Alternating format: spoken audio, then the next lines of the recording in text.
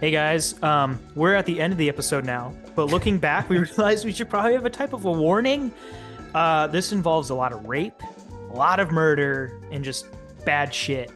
So if those are sensitive topics, don't listen to this because I bummed Desmond out pretty good in this It's episode. a heavy episode. If you know get squeamish about heavy topics, this might not be an episode for you.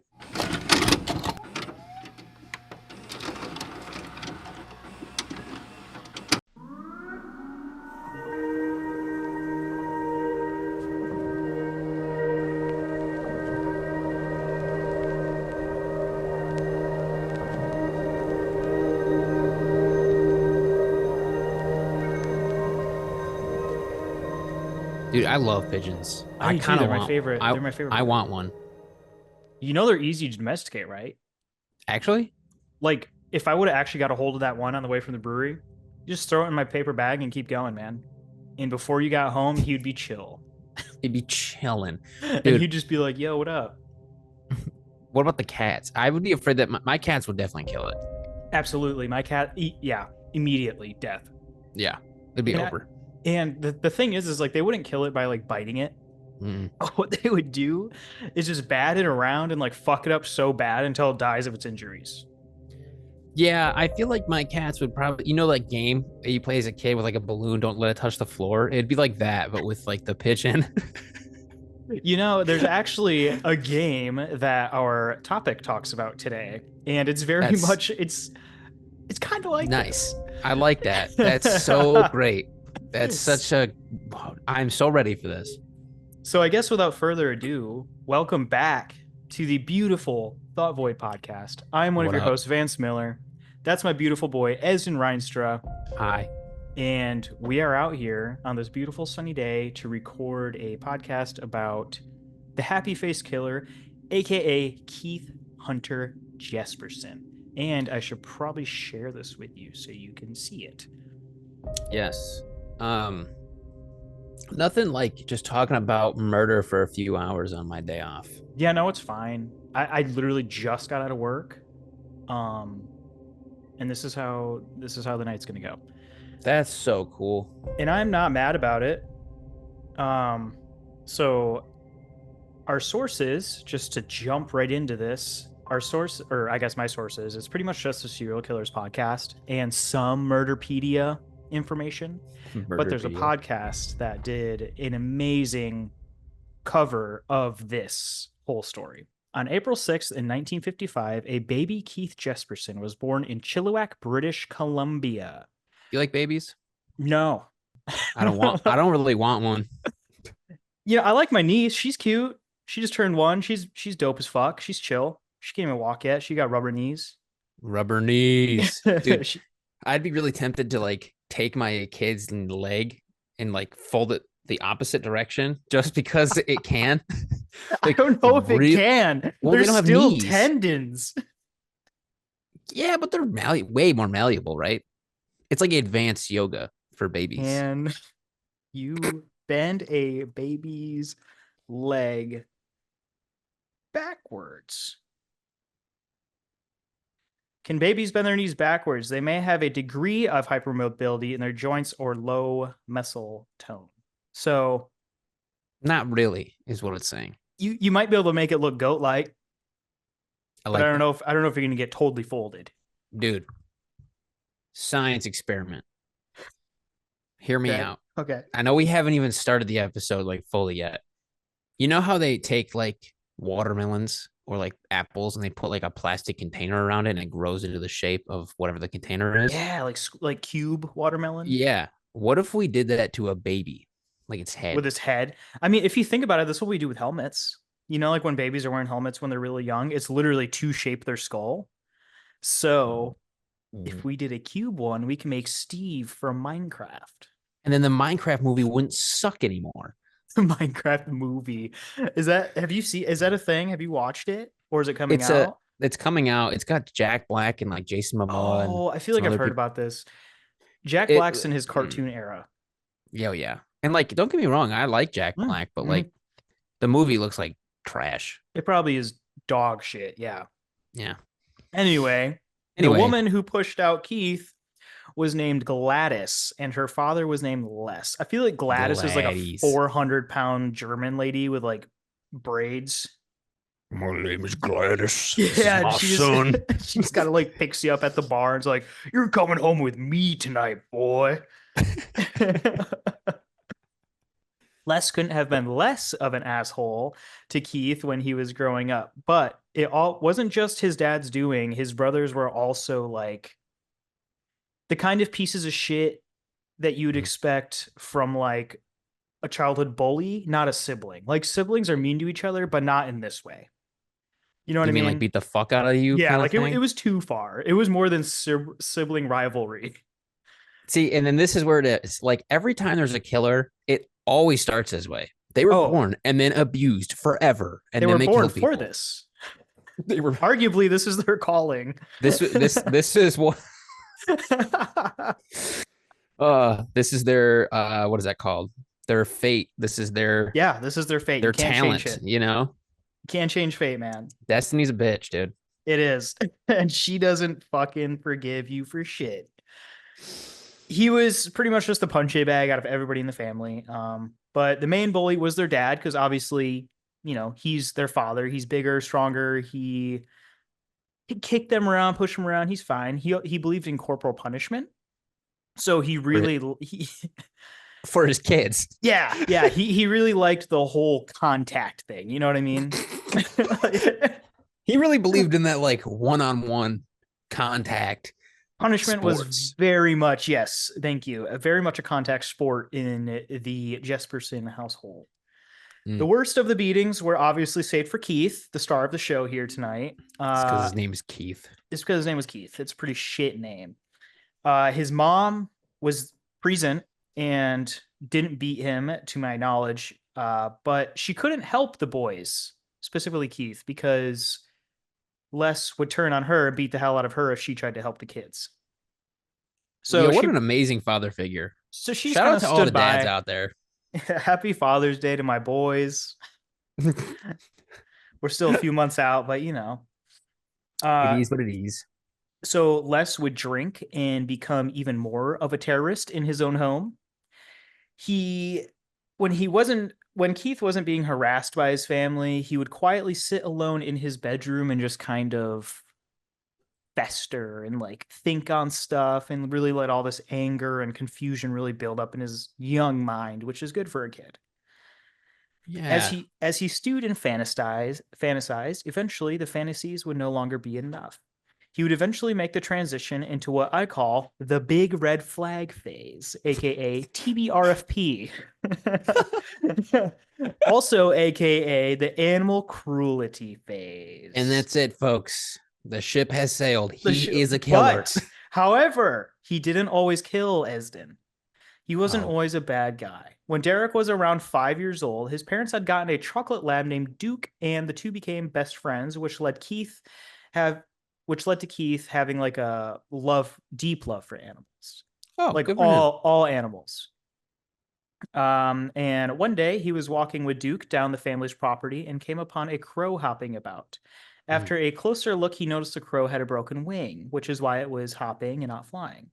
Keith picked up the crow and carried him back home where he helped to try to help the bird.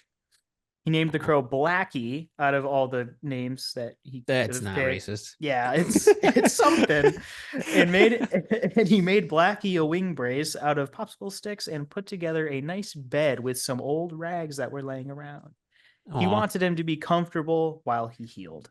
it's adorable. Yeah, super sweet intentions. No, nothing weird. He wasn't like trying to look at its asshole or anything. He was, Lick up on it. yeah, I mean, it's fine. Once Keith's older brother Bruce saw he was trying to help the crow, he brought the bird to a friend's house where they trapped the bird in a small cage and threw their pocket knives at Blackie while Keith begged them to stop. Okay. Okay. It's not Okay. great. Yeah. Do you know how traumatizing that would be? Dude, And okay. Okay. yeah, yeah. Blackie didn't have a chance.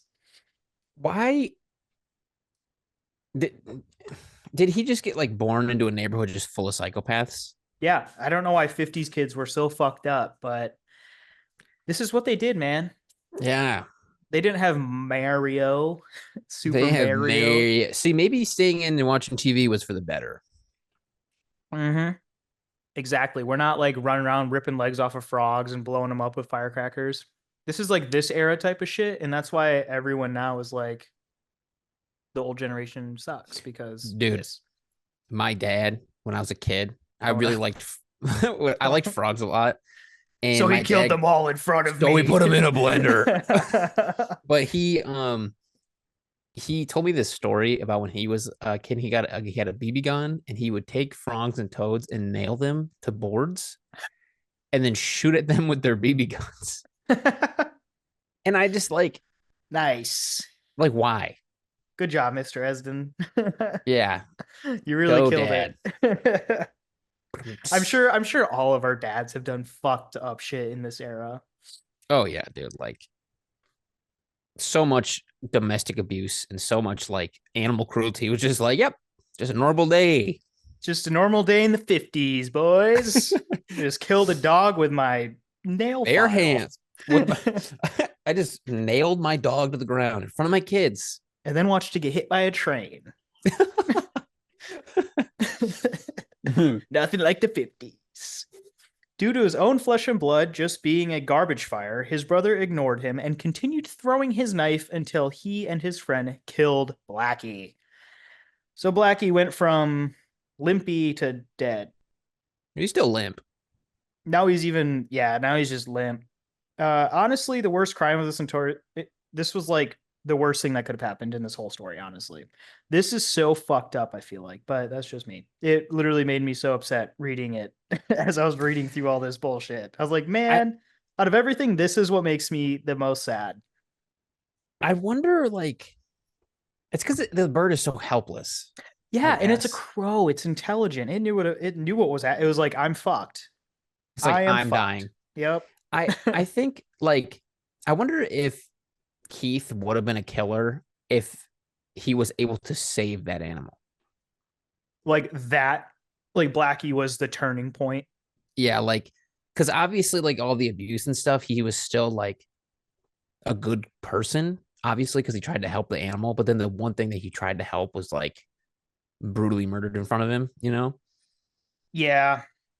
I mean, I mean, what kind you'll of wrinkle in your brain does that make, you know? no, that makes a crease. That makes a fold.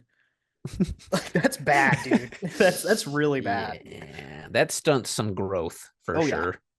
In his own way of dealing with the situation, he just went silent, went home, went to his brother's room, and destroyed everything.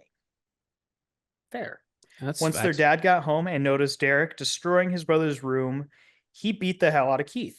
Keith, sorry. Keith Wait. tried to. What's up? So when he got home, Derek destroyed his brother. So Derek destroyed his room? Or I mean, Keith, I'm sorry. Okay, no, you're good. You're good. Yeah, I don't know why I said Derek. That's my bad. Um, yeah, that's totally my bad. Keith tried to explain what Bruce had done with Blackie, but his dad acted like it didn't matter. This is where Keith started to pick up on the thought that animals didn't actually matter. Mm, And that you could kind of just treat them like, it's not a living thing. They're just for your disposal. You can, kill it.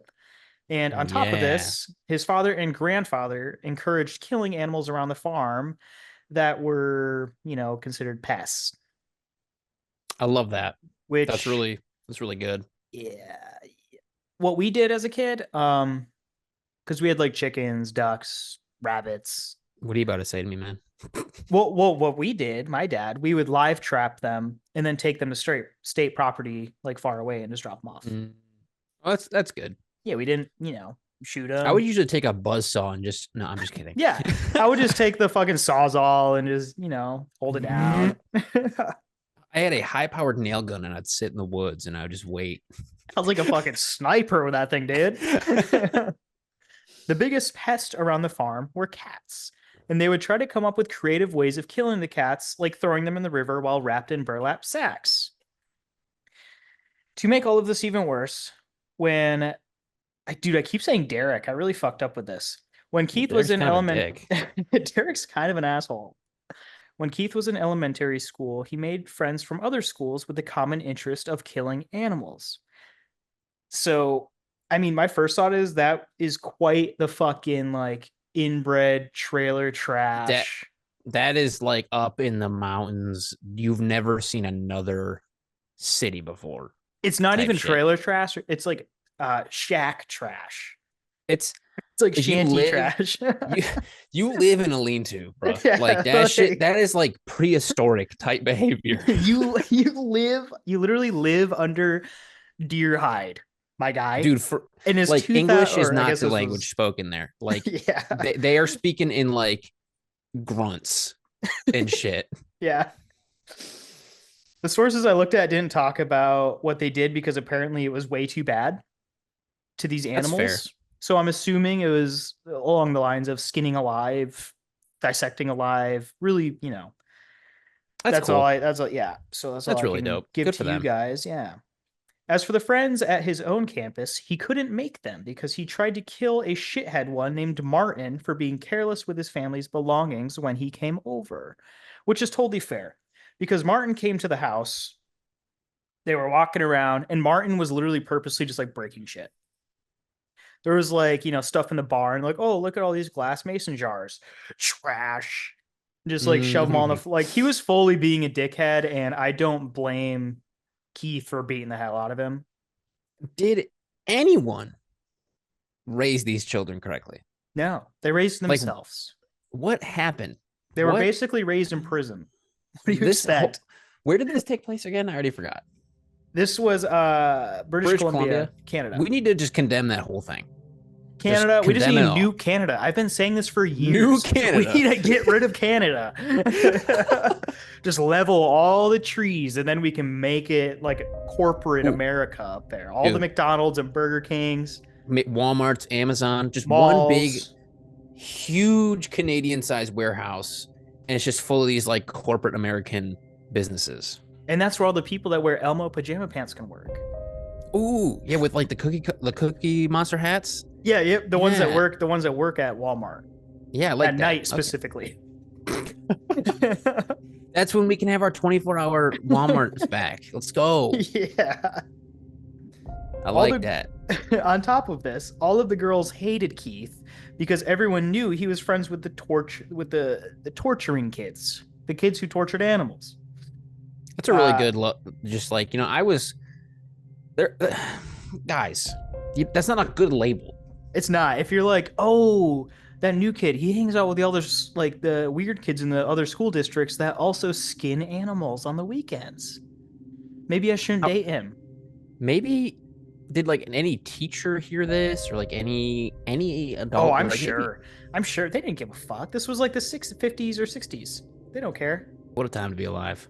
They literally probably had like a gun class where they like Honestly, they probably did. I'm serious. Yeah, they probably had like a home defense class, and they had to like shoot the teacher with like a BB gun or some shit. I You don't fucking push know. right here in this temple hard enough, your assailant will die. Blows the teacher's brains out in accident. Whoops. So, he was an outcast. And You one don't say. day, him and all of his homies were walking through the fields, the farms, how it is out in the country of Canada. And there was a farmer that they noticed off in the distance in one of like the little windows of a barn. And he was summoning them with his trick ass finger. And so all the boys went inside of the barn with this farmer. Yep. He said he's going to teach them about sex. Okay. So he got naked. All right. And then he told all the boys to get naked. And they also all got naked. This is Keith and all of his boys, all of his little weird friends. Okay. Mm. And the farmer started jerking off. Just Yeah. in front of these kids. Yep. Teach them about sex, right? No, this isn't anything weird. It's sex ed in a barn. Okay, in, yeah, in a field. This is actually the school system right Yeah, this here is in this is in this fine. town or wherever the fuck this is. It's like a Saturday school situation. But Keith dipped because he wasn't about that, and one of his friends got raped because they all ditched his friend, and he got raped. Well, I mean, I'm not trying to like justify it or anything because that's But he horrible. But did like, stick around. he did linger around. He No, did but bend over. I feel like when you are labeled the kids that torture things, Okay. It's I'm justified. not. It's not no, but like it's not. I'm not saying the 7-year-old deserved to get raped, but at the same time, he killed Like cats. I'm not saying he deserved to get raped. That's not what I'm saying. I'm saying that Okay. like I'm not seeing a whole lot of like forward thinking involved with the like. There's got to be something wrong with these kids, right? Oh, all of them. Like we Like we we've I feel established this. like They're raised in fucking lean-tos, bro. I feel like any other group of kids would be like, I'm not gonna go talk to that dude about sex who's in a barn that I've Let's never not go met talk to before. that farmer with a huge erection. It's like, dude, look at that dude's fucking cock. You want to go talk to him? No, I don't. He's like Um, summoning them with his penis. it's like yeah. uh, So, after all this happened, in 1967, Keith and his family moved to Washington. Keith unwillingly wanted to go, but they still moved to Selah, Washington, because his dad had a new job where he made slightly more money, so it was worth moving across the continent. mhm, I like that. So, yeah. Keith was considered smart at his new school because Canada has much higher standards of education. So when he got to America, he was like way ahead of all of us fucking dumbasses. He was just smart. And he got bullied for his Canadian accent, which fair. He made no new friends because he was a smart kid with an accent and And probably he had killed like, cats. yeah, and he probably still had blood stains because he hasn't showered in months. I like Yeah. that. So yeah, it was fine. His dad started a construction company, which he forced Keith to work for on the summers while other kids played and had fun and enjoyed their childhood. Keith was a construction worker. That's my boy. Yeah, That's my boy. he's like around 14 at this age. And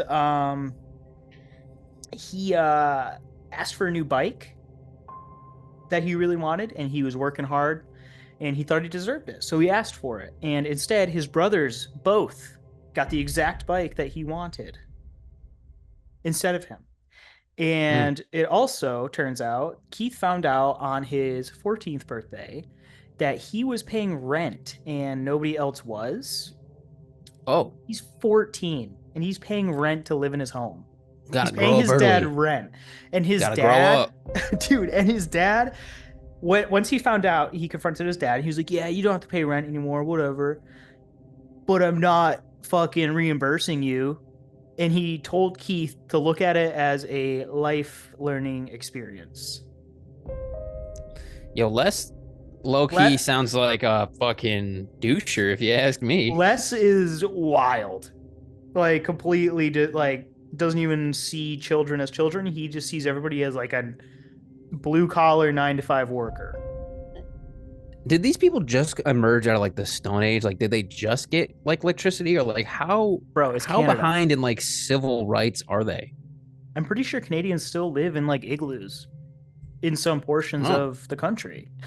So okay, fair I don't enough. know. They probably live in like tree stumps, Tree stumps, underground. Pretty sure that's where underground. gnomes are from. Canadians are the known people. Mm.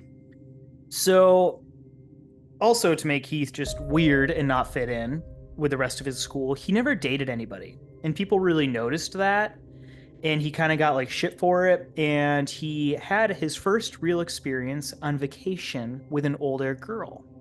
And Keith, like I said, was like 14 at this time. And she was Mm. a whole ass adult. So technically, he almost got raped, right? Because she's like a whole Yeah, ass adult and he's like literally barely a teen. he can't even fucking drive. But apparently he looked older because he was a big boy. So Yeah. yeah. Okay. She pulled her titties out, expecting sex, kisses, love. And Keith was absolutely repulsed at her titties. Got him. Do you think So do you think he's just like not about it, or do you think he was no, just like no, these that's tits are so gross? either she had like the kind of tits that are like coins in a sock, like Oh, half empty but real full at the bottom. they got fucking pet like fucking I'm pancake not nips. dissing any, all boobies have a place in my heart, Yeah, but I mean, maybe boobs Keith are wasn't boobs. about it. Boobs are boobs. Maybe he doesn't like boobies. I But like also, boobies. I think it's because he's a serial killer and he just is a little fucked up. I think that might be why he I gagged mean, at the sight of breasts. given the track record here, I'm gonna assume it's that. Yeah, I'm going to assume it's that. I'm going to assume that she was a beautiful woman. So rumors spread about this exact situation. Okay, everyone knew that he Boobs. damn near puked all over himself when he saw this girl's tits. So Mm. Les took it upon himself, Key's father, to literally bully him in front of his whole family. Like bring it up in front of everybody. It's like a family there's like, hey son, I heard that you threw up on yourself when that girl brought out her boobies. And I heard they were pretty nice. So Well, what's up with that? what's the deal, pal? You don't like tits? He's wearing like animal skin that he harvested. Nothing, Dad. I'm perfectly normal. He's wearing He like has, a like- human tooth necklace. He's got like I was gonna say a necklace of like cat heads. He's like, I'm fine, Dad. I don't know what you're talking about. Kitten skulls just all Yeah. around him. He's dressed like Mad Max, Got blood over his face. Sorry, I was late for dinner. I just but it's like face paint blood. like tribal all over his Yeah, face yeah, and yeah. arms. So after Les made fun of Keith in front of his family, Keith took off, just ran away out of the house. And he runs out to a dock and runs underneath the dock to blow off steam and just like stare at the bottom of the dock, I guess, and lay in the fucking dirt. And the whole time he was like fantasizing about somebody coming and him attacking them and killing them. And this is how a lot of his alone time would go. His fantasies would get progressively darker and darker as time goes on until he would eventually, start to do these things. So once Keith was old enough to drive in 1971, he drove around town looking for animals that he could scoop up and shoot and torture. Vance, what do you think about in your free time? Podcasts, comic books. I recently got a you don't PS2. think about killing animals? And as I'm playing, it never crosses my mind. I never think about like skinning animals while they scream at me or like claw at me to get away. I'm really just thinking about Gran Turismo. That's all I want. I just want to race. It's fair. it. It's fair. Yeah. Okay. Yeah. How about you? What do you think about over there in that beautiful head of yours? So I like to take cats right now. So you know my boy Dingus? Dingus? Yeah, look at him. He's over there. Actually, I have no idea where any of the cats are. Likely story. I can see Yeah. a fur rug hanging on your wall. I have this. Oh shit! It's the cat. But once he was old enough, yeah, he would torture animals, blah blah blah. But he wouldn't target possum, squirrels, anything easy to get. He would fucking target cows, deer, rabbits, stuff that sounds like animals, or stuff that sounds like humans when they screech, like their death screech. Question. How the fuck? First of all, did he get close enough to a deer? Right? Second, Well, he also, I mean, I'm assuming that he. I guess you said he shot them, right? Yeah, he had a gun, so he would just like plink at them, but he would like, I think he would purposely like maim them, like shoot them in the legs and shit, so he could just like listen to them yelp and just wither away. Poor cows, dude. And cows are fucking big. Well, How long do cows, you think deer, they would- like the bigger the animal, it's so sad. Yeah, because you like, know? bro, this is on some like. This is fucked up. We should do a warning at the beginning of this episode. I'm sorry, bro. I've been wanting to do a killer, and I thought this was a good one. Okay. Or actually, where I was, the whole thing that like started this for you listeners, I was in Oregon and Washington a couple weeks ago for 4 or 5 days, and where I was staying in Oregon, I was actually 40 miles away from where Keith Jesperon is currently incarcerated at the Oregon Penitentiary. Nice. I was Should've paid him a 40 visit. miles. I know. And he loves attention. I guarantee if I called and asked, they would probably let me talk to him. He Yo, loves the attention. dude, when we move, And there's only so much information about this guy because he talks. He's talked about everything. It's dude, crazy.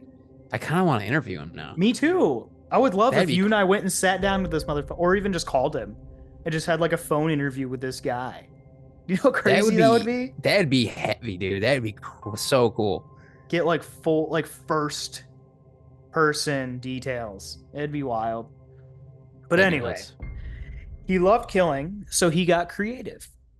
He made bombs and started blowing up animals. And It's a good pastime. Yeah, that's great. bombs, yeah. Yeah. Hello. So junior year, Keith came home from school, from high school, and he found out his beloved dog Duke had been shot and killed by his dad. I'm sure that went over really well. His dad killed his dog, and he said it was for his the best, for the dog. But okay, because he was getting older, and to be fair, Keith did have to help him like into bed because the dog had arthritis.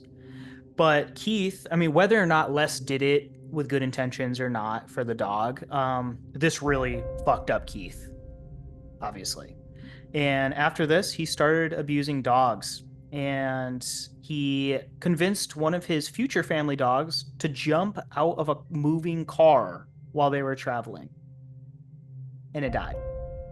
While they were all driving, Keith was like, "Oh, come on, dog," and made it jump out the window. You know, most people, when their dog needs to be put down, they get another dog. And they love it. Yep. No, this is having like an opposite effect. Yeah, this one jumped out the window going like 70 miles an hour, probably down the freeway, something like that. I could survive that. Yeah, but you and I, we're different. We're invincible. We're hosts of the Thought Void podcast. Yeah, we're the leaders of the God Force. Like, what could go wrong? Exactly. And this is when Keith has entered full-blown red flag mode. I feel like he started going into that when he started blowing up animals. No. It was before that, but the dog thing was what really just tipped him over the edge. Like, he was already falling, but then an even bigger gust came and just fucking slammed him down, Nice. So from 1973 to 1974-ish, somewhere in there, Keith lived completely by himself. He was out of high school, but he couldn't go to college because he had bad grades for some reason, even though he was considered smart when he got here. I don't know what the fuck that's about, but maybe he was smart, just didn't apply himself. Right. Yeah. I mean, because he was pretty abused and probably didn't do a lot of school. So he pumped gas for a living at the time. And one day, Les called Keith and asked if he could borrow his motorcycle, because Keith had bought a motorcycle in high school and he cherished it because he saved up all of his money and bought this thing. Fuck yeah. And so Les was drunk as usual and took this motorcycle out for a cruise down a windy mountain. And he crashed, but he didn't die, unfortunately. But he couldn't work. So Les asked Keith to take over the complete family business here. All right. Yeah, Sonny, you gotta take over the family business. You gotta take over the family business. I don't have legs anymore because I was drinking down there by the hill on your motorbike. I destroyed your motorcycle, but what's really important is I ain't got no leg no more, and I need you to take over the business. But what really matters here is I need you to do all my manual labor for me. So with all of this shit happening, Keith moved back home when he was around 19 years old, and had a pretty shit life, right back into the trenches. But he met a waitress at at Lariat Barbecue. She was 17 years old, and her name was Rose Pernick. He immediately fell in love with this girl. Joe's barbecue foot massage. They flirted and talked for a long time, and Keith asked her for a date, and she replied with a absolutely not.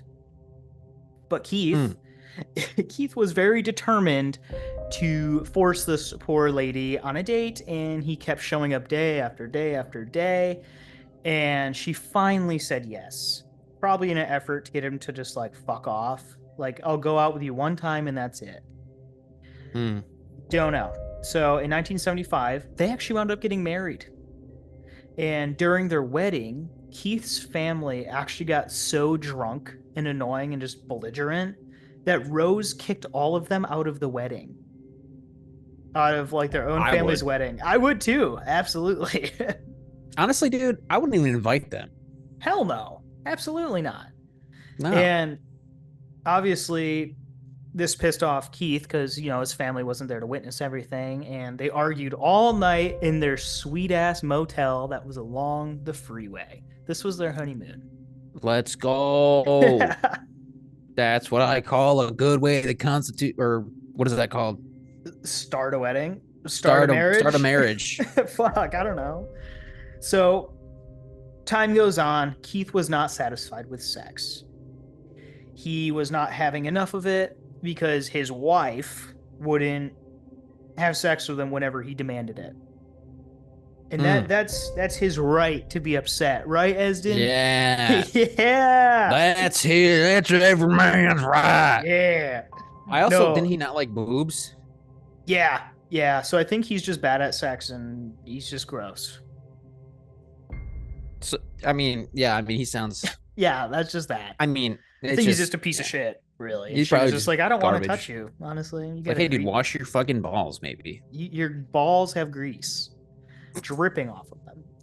So, since he wasn't satisfied with sex, he went back to his favorite pastime and started killing animals again. He eventually got a job working for his dad's trailer park that he eventually bought. And Keith worked it since his dad was disabled, and he would kill all of the pests. And he would find fun ways to kill all these pests. He would burn them alive by throwing them in an incinerator. He would poison them. He would decapitate them. And all of this made him extremely horny. So this is probably why they weren't having good sex, because she wasn't killing cats over his naked body. So that's a man's man right there. That there's a man. Right there. Fucking God, dude, what the hell is wrong with people? So Les lost the trailer park. He couldn't afford it anymore, so he had to sell the whole thing. And this left, legs. Yeah, probably he was probably getting his wheels were getting squeaky around the trailer park, noise complaints. Yeah. You know how it is. So Keith decided he would become a trucker. And this was a decision he made because he thought he'd be more isolated, which is what he really probably liked. Really good for his mental health. Yes. And this is where genius comes from, is lonely, fucked up dudes. Lonely, fucked up contemplation about killing animals. Look at Einstein. He's a genius. Was a genius. Look at Stephen Hawking. I don't know if they were lonely. I'm just trying to connect some dots here. I think Stephen Hawking was probably just grateful to just still be breathing. Be honestly. As successful as he was. Yeah. Good for him. So Keith didn't want kids, but he had them anyway. Luckily, Melissa and Jason, his two kids that were birthed, were normal. This made Keith excited to be a dad, which is nice. He didn't loathe them too much, and he vowed he would never lay a hand on his children. And he forced Les to do the same because he was scared Les would beat the shit out of his grandchildren. So that's good. Yeah. Les was, mad that he couldn't do it, but he agreed that he wouldn't. So instead, he attacked stray cats in front of them because he vowed he wouldn't hit them. So Keith took it upon himself that when they would take walks and saw cats, he would just grab a hold of it and just twist it up, in front of his. I want to say a couple things here. Trauma, yeah. Trauma, but also I'm trying to think. I'm thinking logistically. If I pick up one of my cats, sometimes it fucking hurts. I have a cut on my leg from one of them that's not wanting to be held. Honestly. So they just claw the shit out of me. Yeah, dude. I feel like most of the time, I just want to love on them. Yeah, I feel like most of the time, especially stray cats, they don't want to be picked Yeah, up. Usually they're yeah. terrified of people and run away. And so, how do you pick up a stray cat and attack it without it just causing severe agony to your hands and While there's arms? two children watching you, probably telling you to stop. Like these Or, events, yeah. maybe he liked the pain. I don't know. I mean, he probably liked pain He in he one probably way or did. another. Yeah. Um, but with his new trucking job, he was only home 6 days a week, which is crazy. And when he was home, he only wanted sex. It's all he wanted from poor Rose. Just sex. She wouldn't give it to him because she was like, "Hey man, I'm not You're your fuck gross. doll. Yeah, I like this isn't how this works. You're really pissing me off by like trying to get up on me all the time." So she would send him away to jerk off in the bathroom, which is pretty funny. Um, Uh, yeah, he was pretty heated that Rose wouldn't let him hit, but starting this really started him uh being even more of an asshole to her, being way more critical. He would always point out that she was getting fat, even though dude, she, yeah. and it's sad too, like that, like this was like how men treated that back in the day. Does that make I mean, sense? this is how all men treat. I mean, most guys are still like this. I know, and it's like, 100%. and it's, I mean, not the cat killing thing, but like The the not sex having thing. sex thing, and it's so sad. You know, Yeah, it's rough. I I feel mean, so bad for women, dude. I know because I mean, these horny ass dudes, especially people like this, Yeah, that's all they expect from a woman. And they expect like the super normative, like make me food, clean the house while I'm gone. I expect to yeah. come home to a clean house and dinner and pussy. That is like men as a whole. And then That's there's like so people like me and sad. you, like that are, we're outside of that, I would like to think. Yeah, and it's like, have we not like moved on? Like, is that still We're too like primal, how have we bro. We're how have too we not primal. evolved? We're too primal, dude. We're just violent, horny dudes. That's all we are. We're still monkey brain. Exactly. Yep. And this is why this So shit sad. happens. Because these people are less evolved. I don't know if that's true. They're just If you mentally treat women damaged. like shit, you are less evolved. I mean, facts. That's actually kind of facts. You're politically less evolved, at least. So eventually, Keith would move back to Canada. He would move to Elkford, British Columbia, specifically. Life was better for the family. Everything was going dandy. He made friends and drank instead of, hounding Rose for sex. So I'm sure she was a-okay with that. He was off of her pussy, Getting I drunk with guess the you could say. boys. Yeah, and just getting shit faced. So, with this though, Rose was left to care for the kids and the house while Keith hung out and drank all night. Rose hated Canada, first of all, and they birthed another child named Carrie in 1983, adding to their family, adding to their roots in Canada. Everything was just going bad again. It was not great. Maybe And it's Canada's fault. It's Canada. yeah, probably. So, right when Keith was fired, his mom got cancer Oh, when when he was fired from back home, or fired. He got fired from the trucking company, I guess. And at the same time, his mother got cancer, so they moved back to Washington.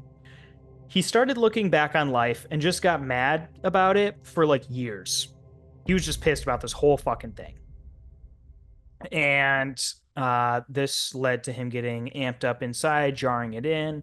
And so he started cheating on his girl in 1988. He met a girl named Jane Doe, we'll call her because her name actually hasn't been like out. mm. And he met her at her waitressing job in Weed, California. Jane Doe was just as horny as Keith, so he really enjoyed this woman. Months into Therapy. him, yeah. Months into him cheating, he told Rose that he wasn't happy and wanted a divorce. And when he told her this, they were laying in bed at night, getting ready to go to bed, and she just rolled over and didn't say anything. She wasn't like, That's crazy. that's Wow. baller. That's That's hard. baller. That would like talk about it. Cool. Don't care, buddy. It's like, all right, dog, I'm gonna hit the sheets. Yep. And so the next day, he was off to work. And for the next week, since they didn't technically talk about it, he assumed that when he got back home, Rose would be there. Well, when he got back home, she and the kids were gonzo, dude. They moved to Spokane, 200 miles away from Keith. Yo, I mean, she was probably like already like mentally divorced. Oh, she Does was that make checked out. sense? She was done. Like she was like, I'm not doing this. Like as soon as he said those words, she was probably like, yes. Oh yeah, I Right bet away. she was. I bet that was a weight off her shoulder. She's probably like, oh, she probably fell asleep immediately. That's why she didn't say anything. Just a Yeah, she's huge like, oh, weight. I She's, can relax. oh, thank God, and just passed out. And it's sad because like divorce is okay. It You is. know, Divorce is fine. I mean, that arguably that's the best way to end stuff. Because usually people just kill their spouses. it's either you kill your spouse or you get a divorce. And I honestly Yeah. think divorce is probably the better. Yeah, Yeah. yeah, yeah, yeah. Or Just you sign stay those together papers. and you have kids and then you just hate your life and everything goes to And shit. And beat your entire family. Yeah. yeah. Woo. So in 1988 is when the papers were officially signed. They were together for a whopping 13 years, which is honestly a really long time. So 13 years. She stayed with that fucking asshole for 13 years. bro, what a fucking like, oh my God. That sucks. But like, dude, that's gotta suck. Like hella ass. Absolutely. And apparently as they were signing the papers, Keith was like regretting the decision and started crying. But also, he could just say that to make him seem like he is somewhat empathetic, after the Yeah. fact. But I really don't think. I don't think he was about it like that. I think maybe No. he thinks he was. You know what I mean? Like he almost like had convinced himself that he felt Right. that Like, way. he's like, I But in the should feel moment, bad about this. he's like, I should feel something, but I don't. I honestly think what it is he wants some sort of like, oh, you gotta kind of feel bad for the guy. He had a rough Mm, upbringing. He went through a divorce, all this trauma. None of it's his fault. mm, I don't know. I don't know what it is, but eventually he missed his kids, obviously, because he truly did love his kids. He missed yeah. them dearly, and he visited them whenever he could. He met a woman named Jane, and he spent more and more time with her and her kids. And he realized after spending this time with her that she actually beat her kids, just like how he was raised. And he didn't like that since his whole promise and all this shit. So he decided he had enough and he left her. Is this the lady that liked sex as much as he did, kind of thing? So when it comes to him like meeting all these girls, it's Mhm. really hard to keep track. And to be honest, I couldn't give you a certain answer on that. Okay. Because there's like multiple women in this story that have just come Mm, and gone. And some of them we don't know their name. okay. So it gets really muddy. So honestly, this might just be like bad research on my part, or it's just kind of hard to really wrap your brain around. But with his decision to leave this Jane Doe girly, they got into a big argument, and Keith was so pissed that he had to like leave and cool off because Okay. he was about to snap. And when he came back, Jane was passed out drunk in her bedroom. And seeing her in this state made him extremely horny, and he raped her repeatedly 4 times. That leaving home to go cool off really helped out that situation, I think. Really Yeah. just, dude, this dude's morals is so whack. Well, it's just weird how he works. Like he went Yeah, from like, being super pissed and wanting to leave her and like hated her, and now he's like, oh, can't consent, gonna hit I'm that. gonna fuck around and rape somebody. Like, and then like he rapes people, but he doesn't like abuse. I know, but But like that's like the ultimate abuse, arguably, is raping yeah, somebody. and he's like he doesn't like abuse, but he kills animals for fun. He's Like weird. It makes no sense. I don't understand there doesn't seem to be a lot of self-reflection. I feel like he thought he was like, by me not abusing animals, that makes me a better person. Or Like me not abusing animals was like abusing. the default. Yeah, I feel like him abusing animals, he didn't see that as a bad thing, as long as he wasn't beating his kids. Okay, Because he promised he would never beat his kids. And he always got you, resorted back to beating animals. You know what I mean? Like, I feel like dude. he was like, it's just animals. It's not like it's kids. So he felt like he was doing like a He was justice, doing like a justice. That's so okay. All right, some type of weird, fucked up shit. I don't know. weird. Yeah. So once he was, I guess, satisfied, he went to be with Rose again. He went back to Rose. And once Jane woke up, she immediately realized that her clothes were off, even though she didn't take them off. She picked up a phone and called Keith and asked him, you know, yo, did you fucking rape me the other night while I was sleeping? What's up? And she was straight to the point, like straight That's up. She crazy. she just asked, bro. Like, yo, did you hit that when I She's an was in alcoholic and beats her kids, bro. She's blunt. Okay. she's There is no filter she's a real here. blunt lady. That's Um crazy. and Keith admitted it. He said, "Yeah, I did that." Wow. Yeah. And Just casually. yeah, and she wasn't even upset. She was just confused. Keith loved thinking about what he had done to this Jane Doe girl. And after he went back to Rose, he left Rose again because he couldn't stop thinking about this amazing rape scene that he had created. And he went back to this Jane Doe.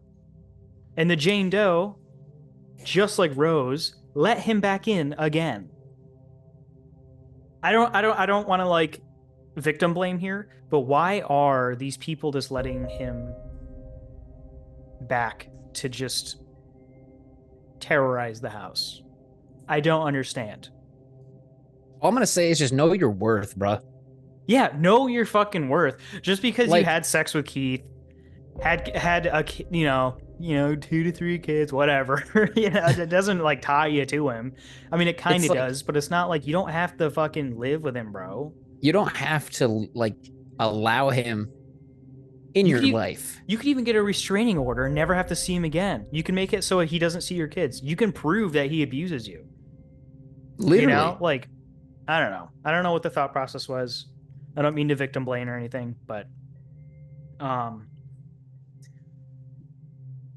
she let him back, and at the beginning of 1990, this Jane Doe character finally left him for good this time. And now that she was gone, Keith was again lonely and angry at everyone. He even caused accidents due to road rage incidents in his semi as he was working. Jesus, bro. I thought I got fired from the trucking service people.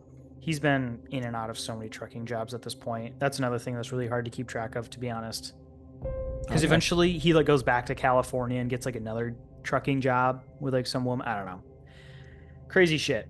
So at some point he would meet a 23-year-old named Tanya Bennett at a bar. The bar was called the B&I Tavern, and she came right up to Keith, told him her name. Super bubbly, bright personality, and he loved it.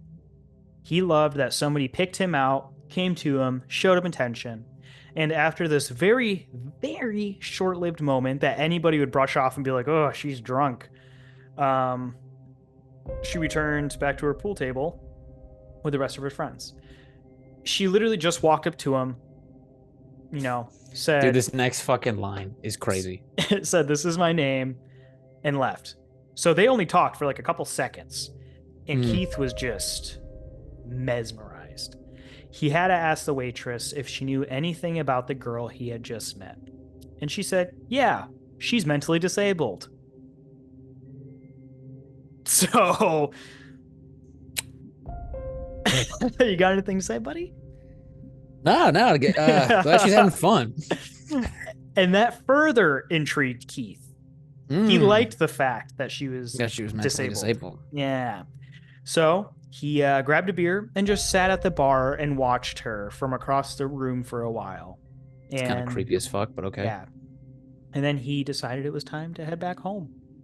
Once he got back to his empty house, he just lied in bed thinking about Tanya. The thought of her was so strong that he got out of bed, got dressed, and went back to the B&I Tavern in hopes that she was still there. You know, in any romantic movie, this would be cute. Yeah. You know, laying there, thinking about that beautiful woman at the bar, running back to the bar in hopes that you can talk to her and get a date.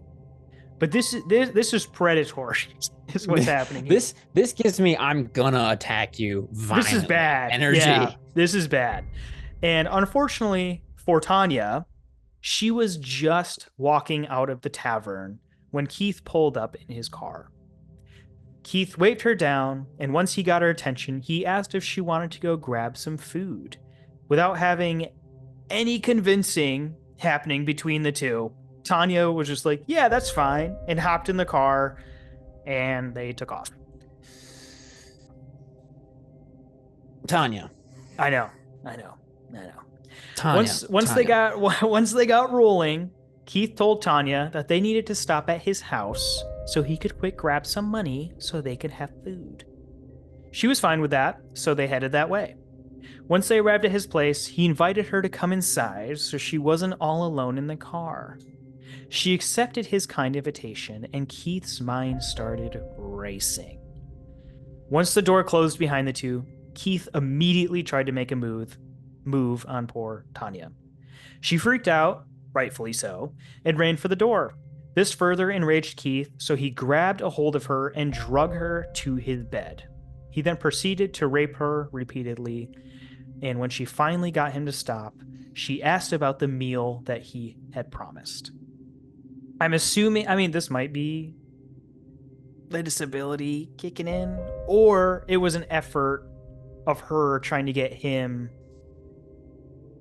to, you're right, let's go grab that food.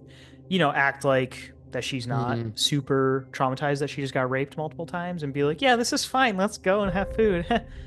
Just hoping, she's probably just hoping to get the fuck out of this apartment. Yeah. Or a house or whatever the fuck. So this made him very upset because ain't no woman telling Keith that she wants food.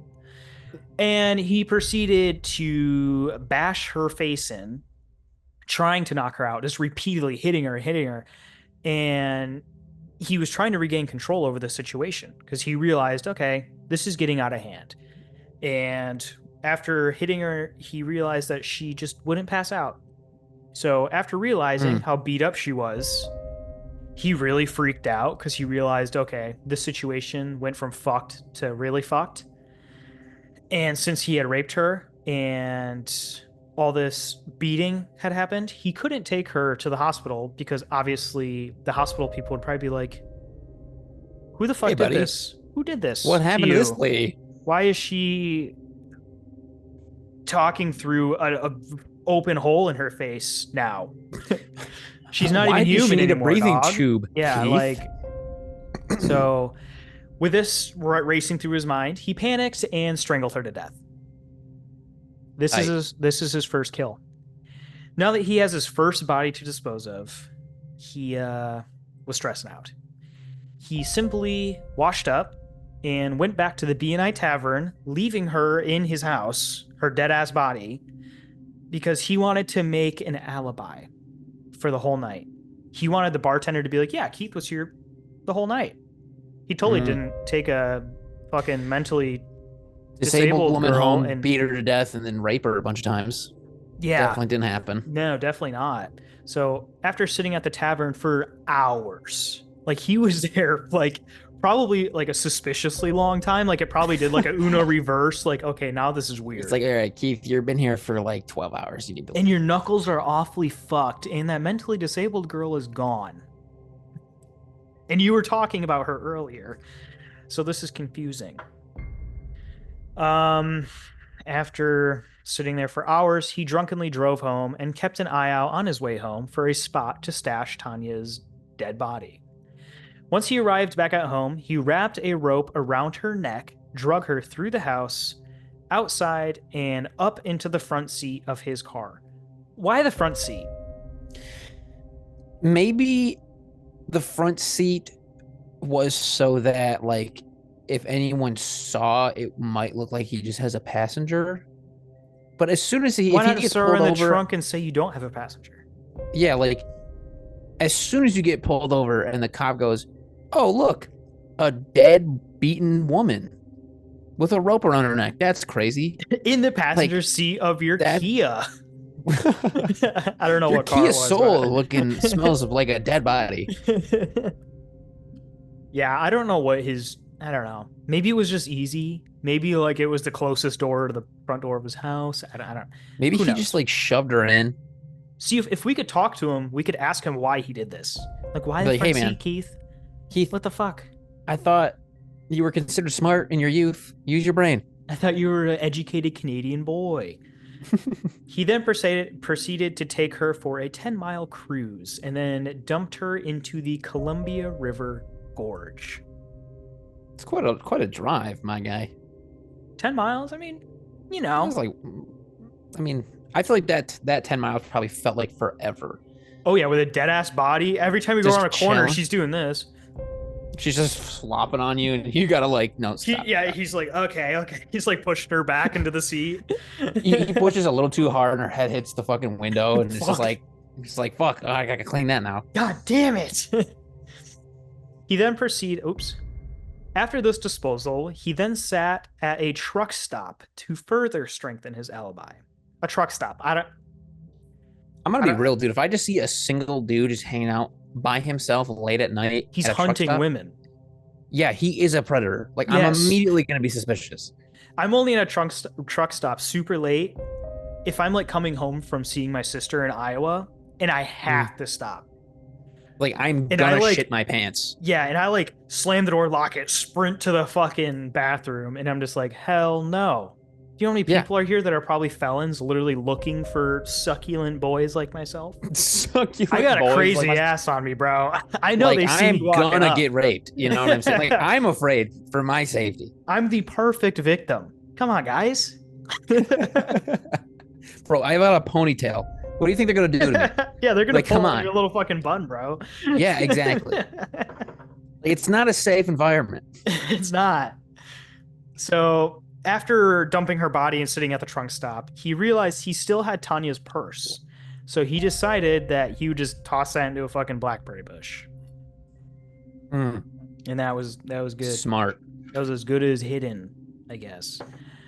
When Keith got home the next morning, he was out that long that he got home the next morning. He got to see how truly messy his house was after murdering Tanya. Keith first showered again and then got to scrubbing the walls, the floor, and the ceiling. When he God, realized bruh. the ceiling, bro. Bro, how hard did you hit her, dude? I mean, he was a big guy. So he was probably fucking it was probably splattering, bro. Jesus. Yeah, she was severely fucked up. Like, honestly, if she went to the ER, I'm wondering if she was even like good enough Like, to save at that point. Like, her facial yeah. structure was probably gone. I wonder, like, what kind of brain damage she would have had if she survived. Yeah, I'm sure even if she survived, she would still be very fucked up. That's fucked. Yeah. So when Keith realized the blood was still noticeable after scrubbing the ceiling, he just said, fuck it, bought a gallon of paint, and repainted. He had to repaint. All right. That's excessive. That's so much blood to cover up that you have to repaint. What are you doing today, Keith? Just killed some broad last night. I got to repaint my house. It's everywhere, bro. Like, dude, it's on the ceiling, the floor, bed sheets fucked. He probably needs a new mattress. Oh, yeah. I'm sure it's soaked right in. So not long after killing Tanya, her body was found by some dude that was peeing off the side of the gorge. Fire. Yeah. That'd be so much fun. I'm not gonna lie. Pretty badass way to find a dead ass woman.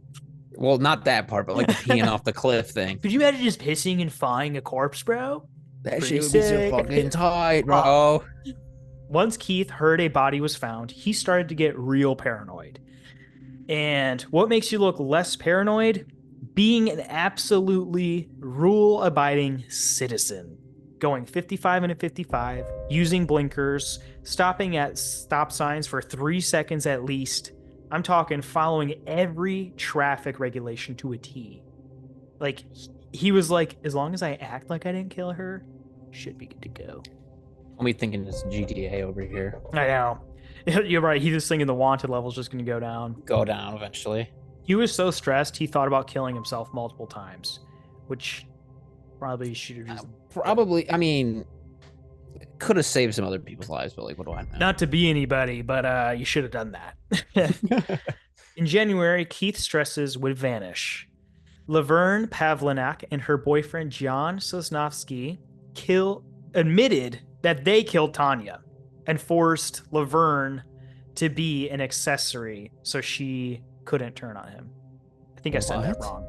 John admitted to killing Tanya, apparently, quote unquote, and was forcing Laverne to be an accessory. So Laverne is the one that turned in John for, quote unquote, killing Tanya. Wow. And, yeah. So that was crazy. That was a crazy good thing to happen for Keith. What a coincidence, dude. Holy I know. Shit. Well, because this Laverne girl was in an abusive relationship and didn't have a way out of it. So she just said that her abusive boyfriend, John, killed Tanya and forced her to be an accomplice. Okay. So it's kind of crazy. So Laverne's boyfriend was, convicted and trialed and all this shit. With all of that getting taken care of literally for Keith, he would do freelance construction freely and had another unnamed girlfriend for this period of time. See what I mean? Like, there's a lot of unnamed women that go through this, and I'm assuming they're unnamed because they don't want these poor women to be like subjected by like the press or whatever. Exactly. Yeah, makes sense. Yeah. So 3 months after his first kill of Tanya, he would get fucking sketchy again. In April of 1990, Keith was in a mall parking lot looking to get some rest. Also, why does Keith just fucking roll around? Why does he do this? I don't know. I don't know why he does this. Looking to get some rest, and he noticed someone else in the parking lot. There was a 21-year-old girl nursing her newborn child in a car across the parking lot. And this is fucked, because this is like a young mom in a parking lot at night. Obviously, if she's feeding her child in an empty-ass parking lot in the middle of the night, she's probably not on, like, the best terms. She's probably not having a great time right now. Yeah, no, she's probably not doing so hot. But Keith just couldn't fucking help his little boner and got out of his car and decided to walk over to her. She was visibly upset, so Keith asked if she wanted to go for a ride in his car, and she actually said yes. Dude. Stop. I don't know Dude, what it is. The critical thinking of these people is so low. I know. Not to be victim shaming or whatever, but like, and that's the thing. It's like use your brain. Some guy comes up to you as a young woman with your baby in the middle of the night in a parking lot and be like, "Hey, little lady, you want to go for a ride?" He's probably like licking knives and shit. He's like, he's just like, "Hey, got a rock hard boner." He's like pushing up against her car. Come on. Denting the side of like a fucking clunk. It's as hard as nails, dude. So pretty soon after making this decision, she decided that it was probably a really bad decision. She noticed Keith starting to make a move, so she immediately tried to get out, but Keith grabbed a hold of her and started assaulting her. Yay. She put up a really good fight, so Keith went into kill mode and tried to snap her neck. And as he was doing this, luckily, her baby's scream actually got through Keith's thick fucking head and reminded him that if he killed her, it was a package deal. He was going to have to kill a kid too, and he vowed that he would not do that. And he surprisingly, kudos to him, I guess, stayed true to that and didn't go through with it and let her go. He very suddenly snapped out of death mode and was now in sorry mode and offered to give her a ride back to her car since it was cold out. She took him up on the ride back. Dog. Bro. Yeah. Luckily, he actually took her back to the car. But most scenarios, ladies, even you young boys out there, You succulent boys. Don't do this. He's not taking you back to the car. Dude, okay. My first, like, what do you think is going to happen? I don't know. Like, I mean, apparently it was a good choice because nothing happened. Dude, she almost died. You fucking asshole. Don't be so critical on Keith, bro. He was being a free Uber, okay? Yeah, definitely. And it's like, dude, can't kill this lady because she has a kid, bro. Maybe you shouldn't just. What an outstanding citizen. Her to the fucking parking lot.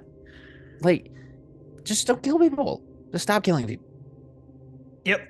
And after dealing with this whole just honestly weird ass fucking situation, he drove away and wound up 50 miles away at a motel in Corning to sleep. Has nobody reported any of this? Sleep. Nobody. No, she didn't. I don't think she reported this. I think this is from Keith. Like, this is just knowledge, dude. Oh wait, no. Actually, no. That's a lie. Forget I said that. She actually did report it because literally that's the next line. And if I knew my research, I could have answered that truthfully. So I'm sorry. Nice. Cool. Before he even checked in to this motel, he got arrested for assaulting that unnamed woman. Okay. Which honestly, really fast police work. Good for them. Yeah, dude. They obviously brought him in for questioning the whole situation, and he admitted to all of it besides the part where she said he tried to kill her. He denied that.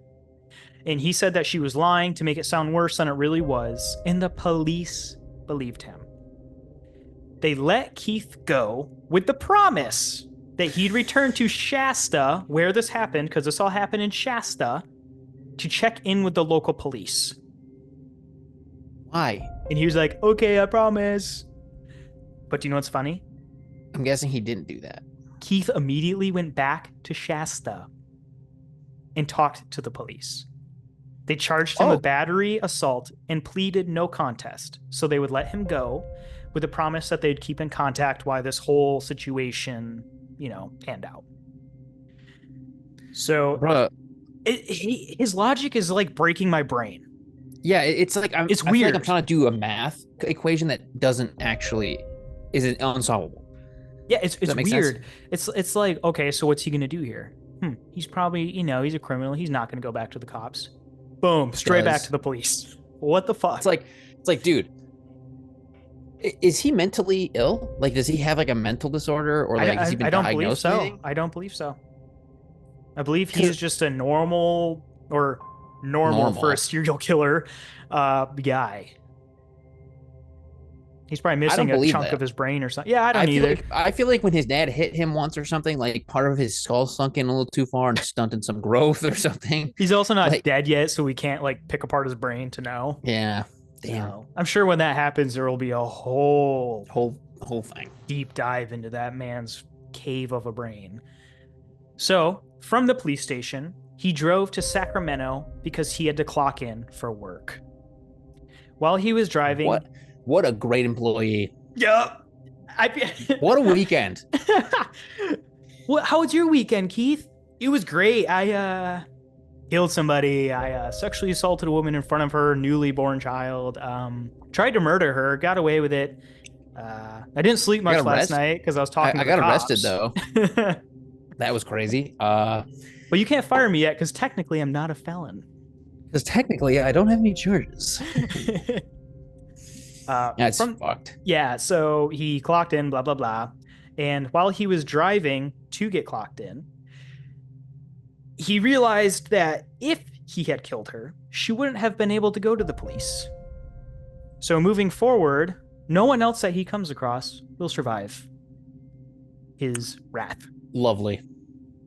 To continue the story, him and his unnamed girlfriend that I had mentioned earlier were still together and wound up moving to Washington in October of 1990 after his, at the time, 10-year-old son got a concussion.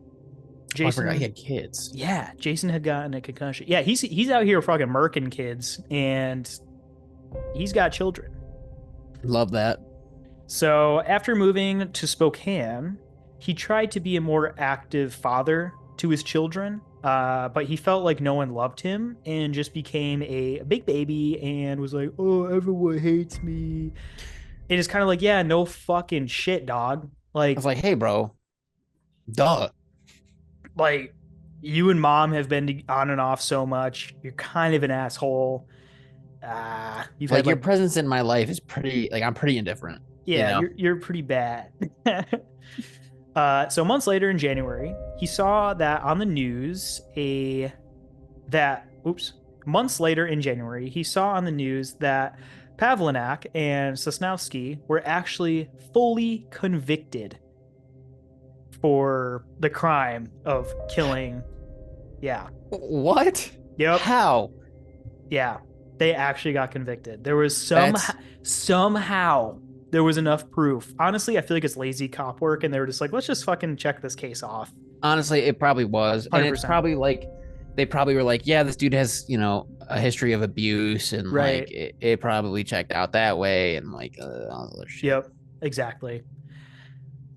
So that honestly made him mad because I feel like at this point, I feel like he was starting to get like, okay, like I'm cool with killing. I want my recognition for this. Like he was mad that somebody took his kill, quote unquote.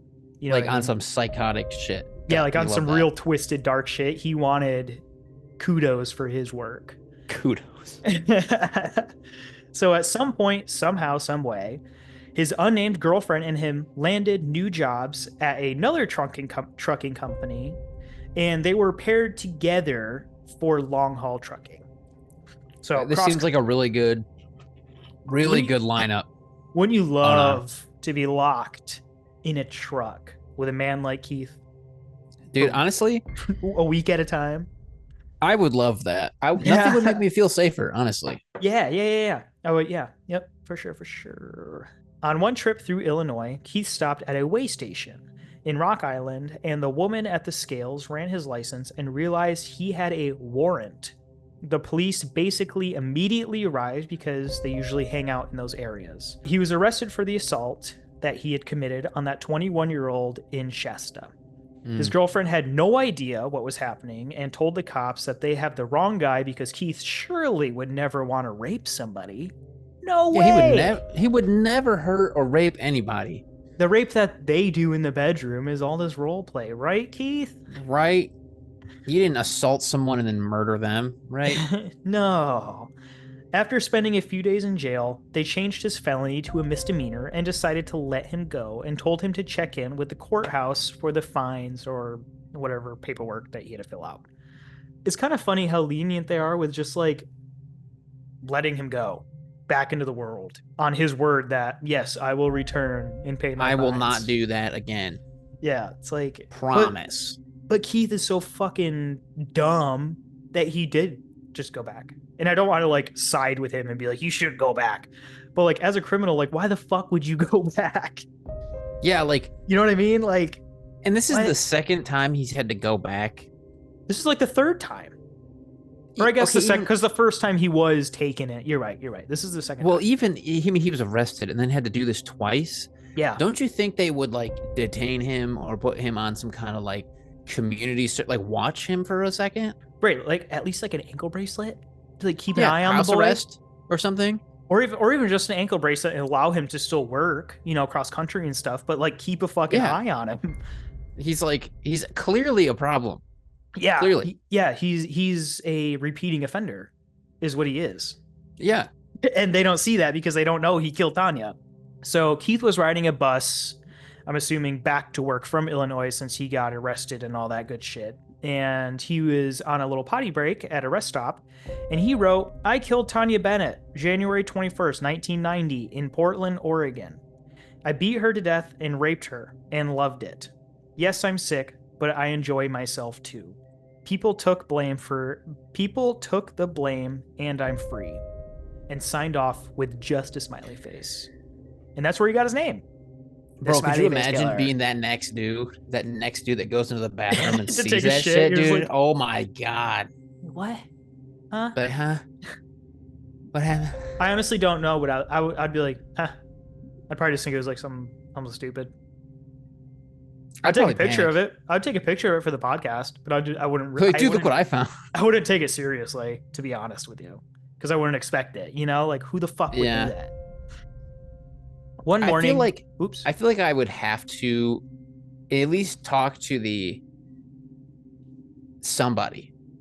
Like maybe because usually there's like the maintenance people walking around, be like, "Hey, yo, let me show you what's written in the stall, and you guys can figure that out. You guys can figure that out. You guys can call the police or whatever the fuck." But no, yeah, I mean, I guess that'd probably be a good point. Tell somebody, like, "Hey, somebody admitted to a murder in the bathroom, and it's literally written on the wall." So you can either scrub that off or do whatever you want, but like, I don't want to be involved. I'm sure they could narrow it down somewhat if they had security cameras. Oh yeah. You're like, okay, well, I was literally scrubbing that toilet 20 minutes ago, and it wasn't there. And looking back at the CCTV, this many people walked in, so it's one of these dudes. You know. Yeah, or it's like, okay, it had to have been before this dude went in to take a shit or whatever. Right. Every dude before we opened, you know. Yep. So one morning, Keith was checking the brakes on his semi on the shoulder of Highway I-15 near San Bernardino in California. A woman came up to him and asked for a ride, and obviously Keith said, "Abso-fucking-lutely, little lady." And he got her up in his truck, and they took off. Her name was Claudia, and immediately after getting in the truck, he raped her a few times and started driving like nothing happened. Like literally as soon as she got in the truck. Dude, this dude needs to be... He needs to chill the fuck out. Away. He needs to fucking calm down. I don't know, like... I get horny, right? Yeah. Not like this. Like this, I don't consider this to be horny. This is a problem. Well, I feel like this is like horniness mixed with anger, mixed with extreme impulse. Yeah. Because a lot of the people that think like a serial killer, like have broken brains, like have really bad problems with impulse control. And that's a lot of the time why they wind up killing, is because they're impulsive and then do it. And then all of a sudden they're like, well, I did it once. Might as well keep going. Because might as well. I feel like another problem too is that like once they reach that point of where they impulsively do some horrible thing, everything, like they're chasing that high again every single time. 100%. Because I'm sure like they probably get their adrenaline going. But like, how could you honestly go home and lay in bed and think, like, you know, because when you're in bed at the end of the night, you probably think about the day. You know, I find myself thinking about my day. How could you be like, yeah, I killed Tanya. Yeah, I raped a bunch of women. I'm going to go to bed. How could you not want to like blow your head off? Is that not the most like fucked up, stressful thing that you could possibly have on your mind? That's why I think he's mentally ill. Like, I feel like he might have like some kind of like bipolar disorder. And he's probably got like... I don't think it's bipolar. Instead of bipolar, I think it'd probably be like a personality problem. Like a multiple personality issue. I mean, maybe. I don't know. It's I don't know enough crazy. about mental illness, but I know this is like, he's psychotic. He's got to be psychotic because that, like, he has no empathy. Because like at night when if I do something bad, right, and I'm laying in bed thinking about it, I'm gonna feel bad. Yeah, I've done. Like, I've done stuff where I was like, damn, I wish I didn't do that. That's called empathy. This guy, I don't think he has that. They pulled off to get to a rest stop, and Claudia didn't even try to get away, but instead asked if Keith would buy drugs for her. So she wasn't really that mad that she got raped, which is bad because clearly she is a broken woman and needs extreme help and counseling. But she thought she would use him to buy drugs. When he said that he wouldn't buy her drugs, she said that she would tell security at the rest stop that he raped her, and that wasn't a good thing to tell Keith because clearly he's fucked up, and you probably shouldn't tell the guy that's like raping you and torturing you that you're going to tell on him. Because that'll probably just increase the chances of it happening again. With that intel, he bound her with duct tape, knocked her out, and taped her to the side of his sleeping cab in his semi. Like where he sleeps in the truck, he just like taped her up. That is actually insane. Yeah, like the Velcro walls. I imagine it like we're that. Just gonna. It's like you're hanging like a fucking painting or a photo. You're like, all right, all right, left, a little to the right. Like, where am I gonna set you? If I put you, you're gonna block the windows. People might see it. It's like, there we go. Put a little duct tape right there. It's so fucked up. That's so fucked up, dude. Your arm's coming out. Let me just. It's like, oh, run on puts more up there, really slaps it up. There we go. Yeah, so you look sturdy. Yeah, so all right. Bad. After driving for a few hours with her fucking taped up to the wall, he heard Claudia starting to move around, and he realized that she actually had gotten through all of the duct tape and was putting clothes on. So he pulled the semi over and refastened her to the truck, and then started playing what he literally calls a little death game. And this is what I referenced earlier with the pigeons, with your little game that you were talking about. This is not... What did I even say? It was completely unrelated, but it was a little game that you brought up. So this is the little game I'm bringing up, Esden. Oh, with the cats batting it around the air. Yeah, that's what it was. Yeah. I mean, that's kind of... The cats play a little game of death. Yeah, all the time. Cats are easily as twisted as Keith. To be honest, my cats are fucking crazy, bro. Yeah, dude, they kill each other all the time. This game would consist of Keith choking Claudia until she passed out, and after some time, she would come back to, and he would choke her again until she passed out, and then she'd come back, and so on and so forth. Brain damage. Oh, yeah. Absolutely. Unfortunately, Claudia would never wake up again, and Keith would dump her in a tumbleweed-filled canyon out in Blythe, California. So that was kind of his game. He would just kind of choke, bring him back, choke, bring him back until they died. He just liked to see how many rounds they could make. What the new high score would be, you know? This might be the saddest episode we've done, dude. This is so fucked up. You like it? After this, Keith would cool off for about a month or so until he was approached by a blonde at a rest stop in Turlock. Why do people keep coming up to him? I don't know. I really know don't they know. Don't. Like, they don't, obviously they don't know that he's doing these things, but like, why do you just keep why? Like, don't go up to random men. It was a different time, man. It was 24 years ago. Yeah. I don't get it, but apparently he looked like a really charming guy, and he talked very kind. Like he was kind of he looked like a gentle giant. Like Lenny from the Mice and Men? Yeah, and the mice, or I guess, what did he kill? Rabbits? A puppy, I think. Was it? He was like... I don't remember. He killed I don't know, whatever the fuck it was. That's what the girls are. He would, play with them, and they would fucking die. So this blonde approached him and asked if he wanted to party, but Keith said, "Nah, I'm too tired," and shooed her away. Which is fucking crazy that Keith told her to go away, because crazy blessing. She really should have just been like, all right, and just like skipped away. But no, she kept coming back, and for whatever reason, she actually wound up coming back and entered his semi by herself. She just opened the door and hopped on in. I guess it wasn't locked. And thought that would be chill. Thought that would be tight. Thought that would be cool to walk into a serial killer's death truck. Nice. Really loving that. 18-wheeler of doom. She when she pulled up into his truck, he immediately killed her. Like, that's just fucking crazy. Just immediately. That was first. Hey, you want to party? She's all like fucked up on coke. What a party? Probably looks like. Come here, snap. She probably looks like some dude from like an 80s metal band. All cigarette, leather, bleached hair. So He dumped her behind a coffee shop in Fresno, California. That's a pretty public dumping, if you ask me. Yeah, that's like kind of Behind a in the coffee middle shop of like that's like a high traffic area, dude. Like in Fresno. Like what? I don't know. If you did this nowadays, I feel like immediately you'd get someone's gonna see it. yes, immediately. Like someone's And gonna see you bringing the body there. and if not, they're just gonna watch a camera Yeah. that I don't know. It's just it blows my mind how long he got away with this shit. So in November 1992, Keith pulled into the Burns Brother truck stop in Willinsville, Oregon, where he found his favorite sex worker, Lori Pentland, and had sex with her over and over for hours, which he must have been loaded. Good for them. I hope she made her bank.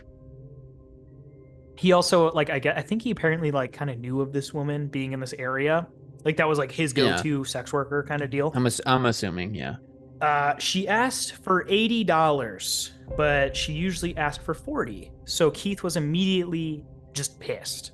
She mentioned they were fucking for a hot minute, and he decided he'd just kill her instead of paying the extra $40 because Obviously, why not? That's like the most logical way to handle that situation, I think. Yeah. $40 is $40, man. Come on. That's 1990s money. That's like $3 million. Inflation. Inflation is crazy in Oregon, dude. All that fentanyl. Yeah. So at this point, he's just like burning through people. Honestly, he's really getting amped up. He's getting like berserker mode, you know? Okay. Yeah. Yeah.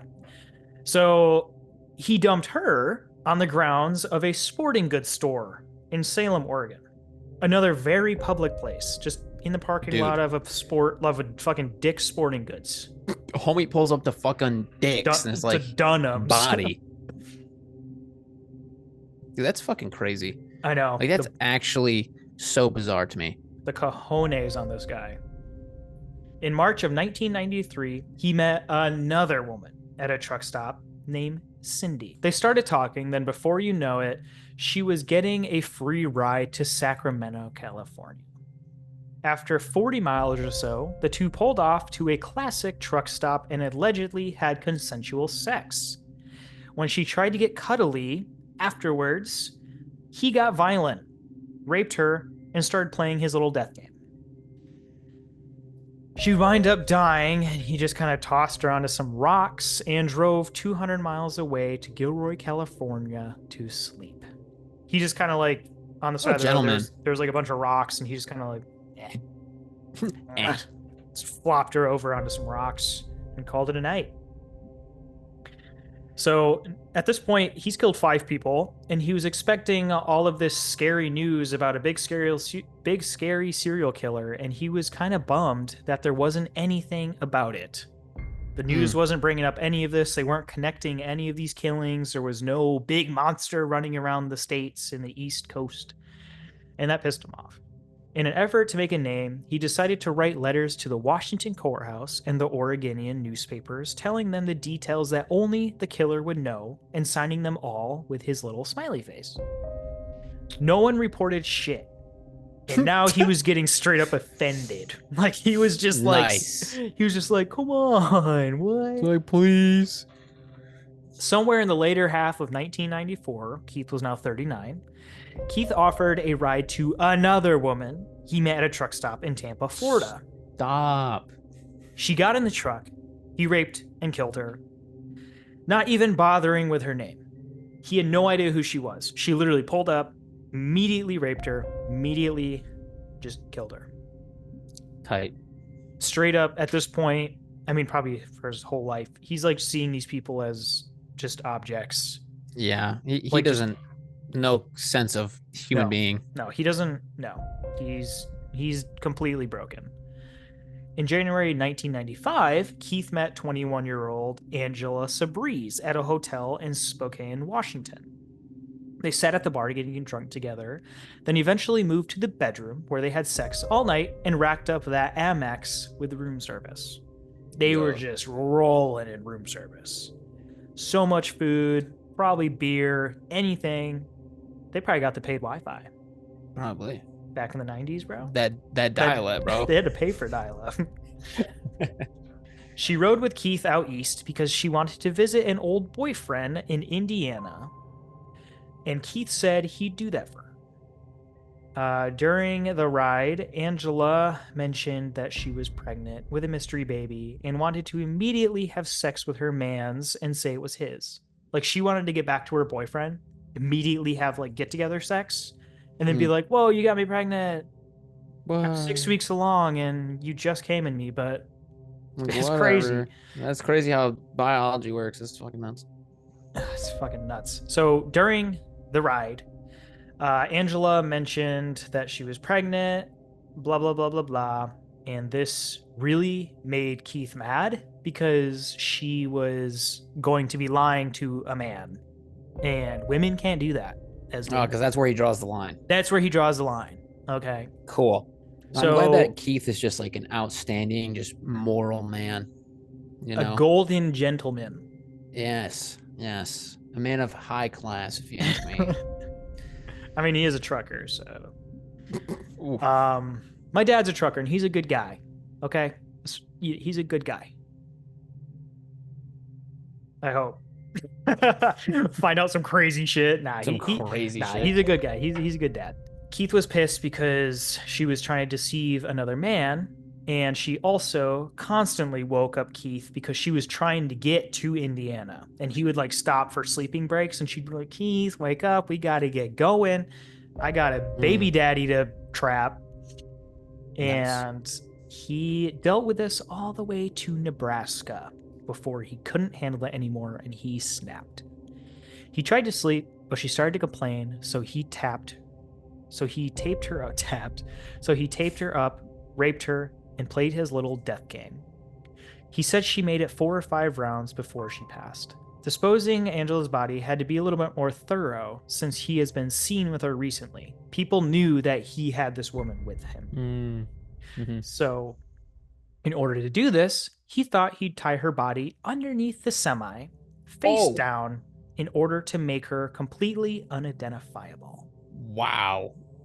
He dragged her face down for 12 miles. Dude. Bro, could you imagine you're driving on the freeway and a fucking body just flies out from underneath the semi in front of you? Yep. That'd be tough. When he pulled over to check her out, he realized that, yeah, she's probably unidentifiable. She was probably, like half a person. Like an eraser, Yeah, something like that. Just like with your face and ribs. Cool. So she was like probably spilling organs out and shit. So he decided he would just toss like her carcass into a ditch. Did nobody see this? Like all right? of this intestines and organs coming off the semi truck? How the fuck? You can see completely underneath the semi. Yeah, like you can fit shit in there. How do you not see a body going like bouncing back and forth between the wheels and like bouncing on the fucking ground? Yeah, dude, like what the hell? I don't know. So in March of 1995, Keith was depressed and stuck in a rut. He was at a truck stop in Oregon when he spotted an ex-girlfriend named Julie winning him. Poor Julie. It's over. I know. Poor fucking. She's gonna die. The fact that her name was said means it's not a good thing. Yeah. At first, he was hoping she wouldn't see him, but before he could even leave the truck stop, she saw him, gave him a big hug. They then continued to have sex in Keith's semi. After that was all done, she just stayed with him, and they hit the road. Dude, Keith has got to have like AIDS or like some kind of syphilis right now, dude. 100%. After 5 whole days together in that fucking death machine rolling through America, Keith was getting annoyed with Julie. One day after having sex, she asked if she could have $2,000 to pay off some DWI-type charges, and he said no. She then threatened to tell everyone he raped her, and this made Keith understandably upset. That's fair. That's not cool to do, but he's also an asshole, so have at it. He choked her until she passed out so he could tape her up in the back of the truck.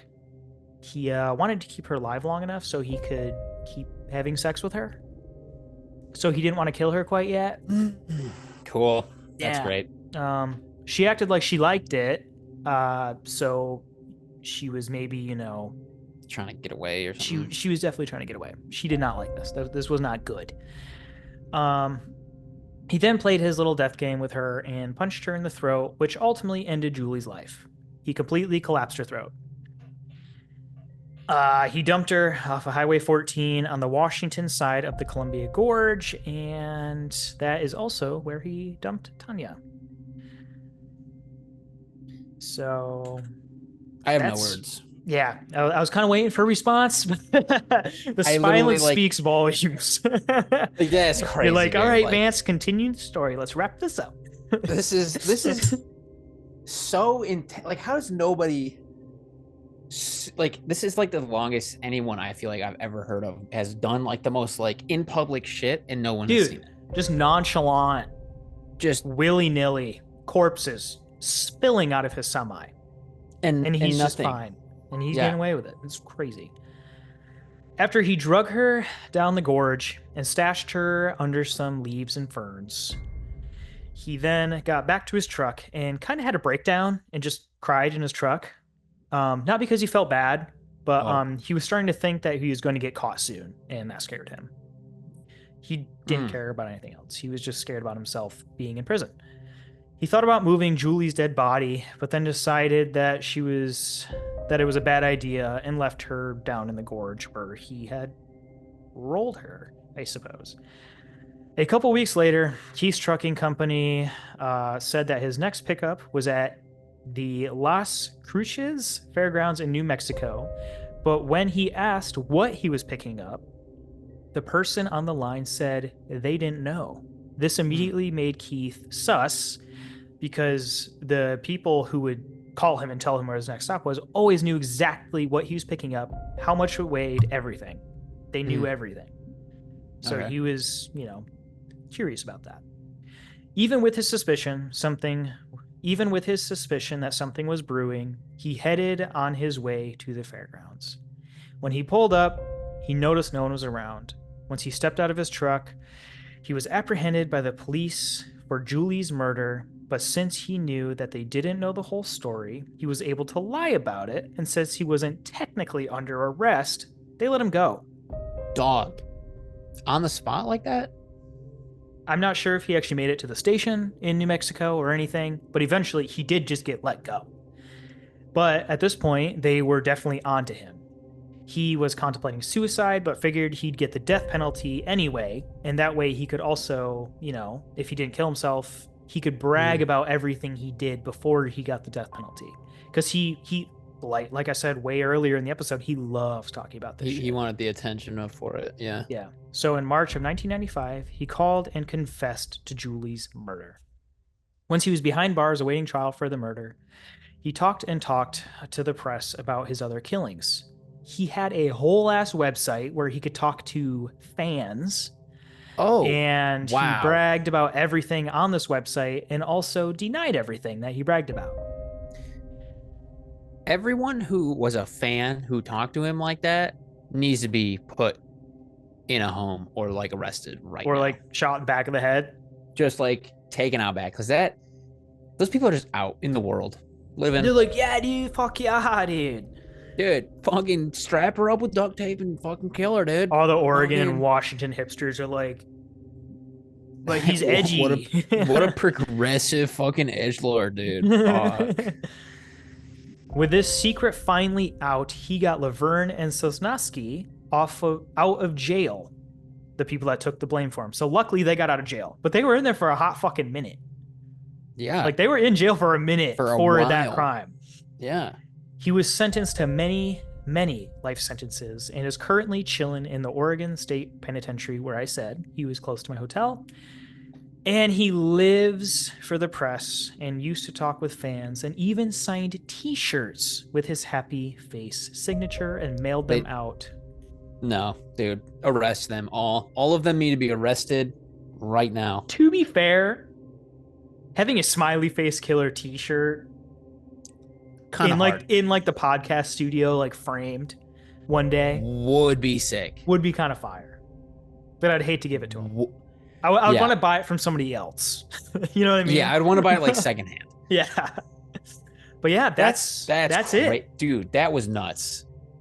That just got more and more depressing, like Oh yeah. exponentially worse. And I'm sorry if it got confusing in some spots, because honestly, information was kind of spread Hmm. with like his trucking jobs, who he was with at what time, all these unnamed Hmm. people kind of got murky. It But kind of this sounded like is the the story. situation got like